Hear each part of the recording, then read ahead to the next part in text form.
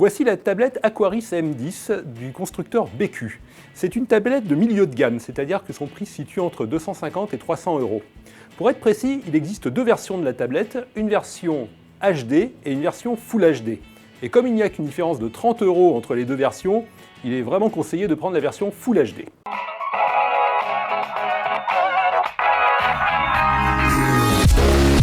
Côté design, BQ joue la carte de la sobriété, donc il ne faut pas s'attendre à vraiment une tablette haut de gamme dans ce domaine. Néanmoins, la finition est bonne et on apprécie la présence d'une sortie micro HDMI qui permet de connecter, si vous avez le câble, la tablette à un téléviseur. Signalons aussi la présence de deux petits haut-parleurs placés sous l'écran.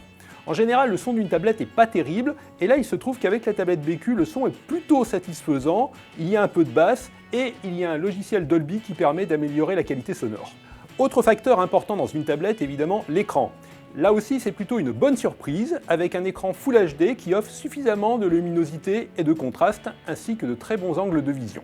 Côté autonomie, nous avons été agréablement surpris. La tablette se révèle très endurante, soit pour surfer sur le net, soit pour regarder une vidéo. Le seul véritable bémol de la tablette Aquaris M10 réside dans sa puissance.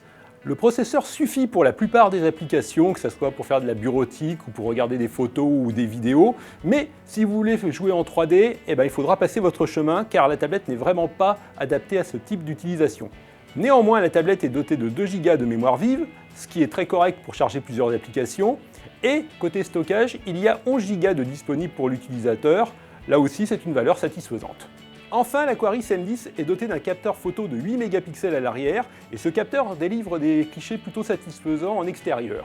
Par contre, il ne faudra pas trop compter dessus si vous êtes en intérieur et qu'il n'y a pas assez de lumière. Quant aux vidéos, le capteur les enregistre en Full HD, mais la qualité est plutôt moyenne. Pour son prix, l'Aquaris M10 est plutôt une bonne surprise et nous avons vraiment apprécié la qualité de l'écran ainsi que l'endurance.